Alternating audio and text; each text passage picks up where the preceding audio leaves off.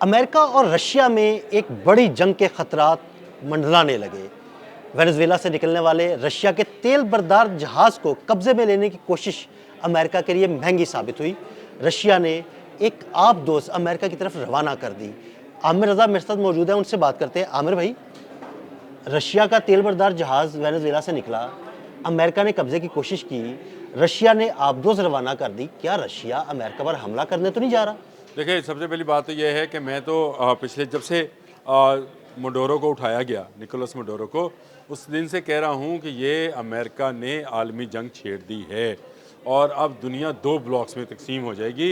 एक American war block होएगा और एक चाइनी वॉर ब्लॉक होगा। अब आपसे कहें कि मैंने तो इससे रशिया की बात की है, ये चाइनीज़ की बात क्यों कर रहे हैं? देखें, सबसे पहले आए कि जब मडोरो को उठाया गया तो उसकी तेल की रिफाइनरीज के ऊपर दो ममालिक के लोग थे, एक चाइनीज़ बिल्कुल और एक रशियन थे। बिल्कुल ऐसे ही है। उसके बाद अमेरिका ने जो अगला कदम उठाया, उसने बुरी गवर्नमेंट जो बनी वहाँ पे वाइस प्रेसिडेंट ने हल्फ उठा लिया, उसको कहा कि आप यहाँ से चाइनीज़ और रशियन एजेंट्स को निकालो।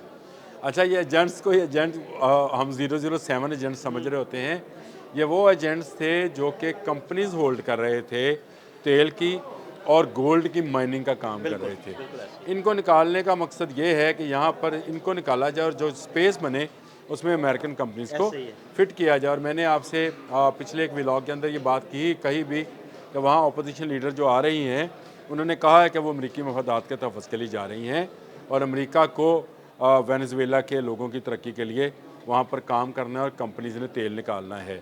फिर हमने ख़बर वो भी डिस्कस कर ली जिसमें खुलकर सामने आ गए ट्रंप, जिसमें उन्होंने कहा कि 50 मिलियन बैरल जो ऑयल है वो हम लेकर जाएंगे और उसको हम दुनिया को देंगे।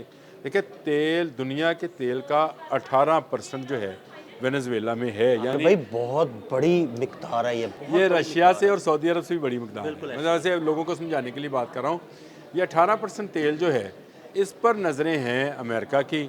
अच्छा, यहाँ से तेल की जो तजारत करते थे वो दो मुल्क थे, एक रशिया और एक चाइना।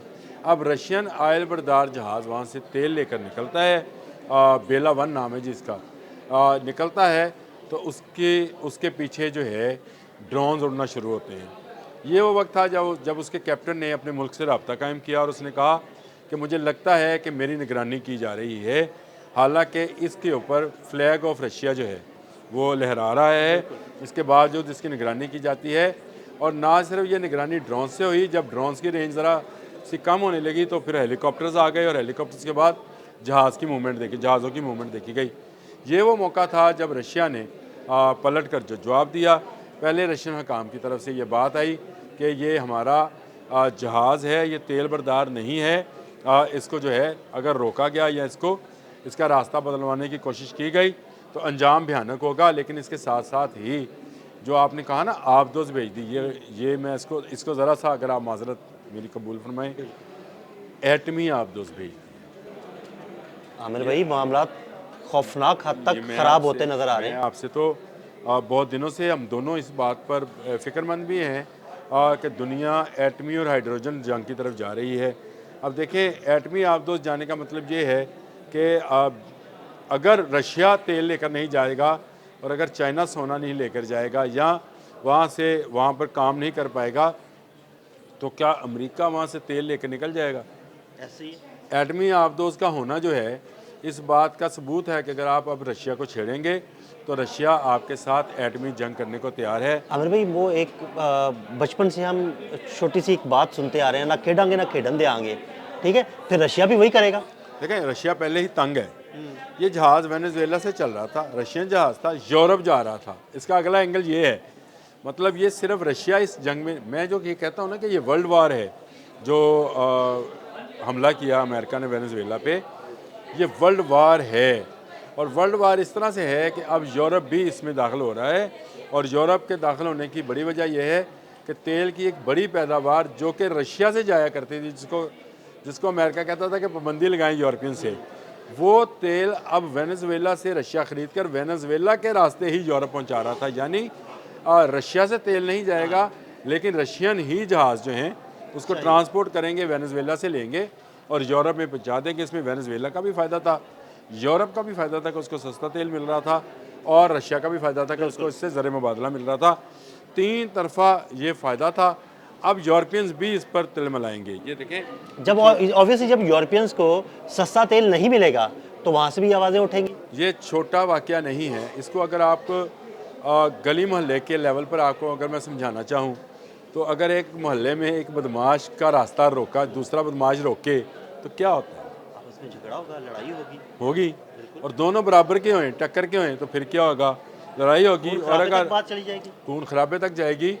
यही होगा, क्योंकि यहाँ पर मफादात एक के नहीं तीन के क्लैश कर रहे हैं। यानी दुनिया की तीन दुनिया की सुपर पावर्स, मैं बस सुपर पावर सिर्फ अल्लाह की समझता हूँ। दुनिया में इस वक्त जो सुपर पावर्स हैं उनमें एक अमेरिका है, दोम चाइना है, सोम रशिया है। तो यहाँ पर रशिया और चाइना मिलकर अमेरिका का मुकाबला करेंगे।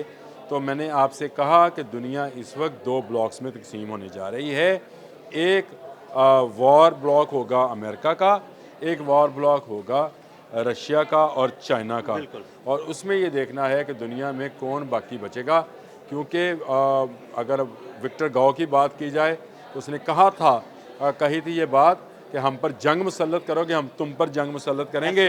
अगर तुम हम पर एटम चलाओगे तो हम तुम पर जो है हाइड्रोजन बम चलाएंगे। और उससे पहले रशिया ने एक ऐसा आबदोज़नुमा एटमी मिज़ाइल तैयार कर लिया जो ना किसी की पकड़ में आएगा, ना उसको कोई पकड़ पाएगा।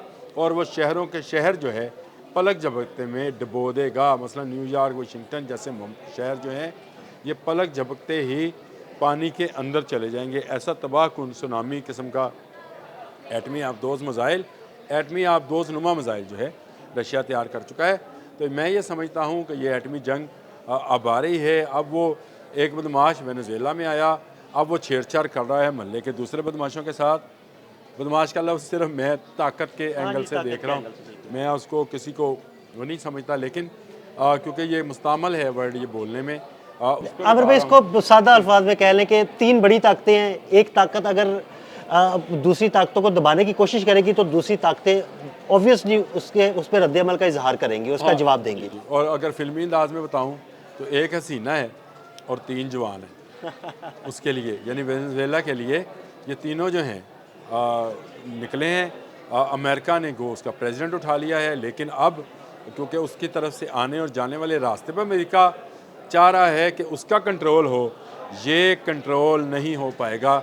इससे पहले एक बड़ी जंग जो है उसका आगाज़ हो जाएगा। क्योंकि एटमी आबदोज़, रशियन एटमी आबदोज़ का वहाँ पहुँचना अलार्मिंग है पूरी दुनिया के लिए दिल भाई। और ये अलार्म मैं बहुत अरसे से बजा तो रहा हूँ, लेकिन दुनिया जो है जब भी समझ जाए अल्लाह ताला अमन अमन अमन अमन। बहुत शुक्रिया आमिर रज़ा जी। बिल्कुल, आमिर रज़ा ने बड़ी तफसील के साथ इस सारे मामले पर रोशनी डाली। अदील अहमद और आमिर रज़ा को इजाज़त दीजिएगा। अल्लाह हाफ़िज़।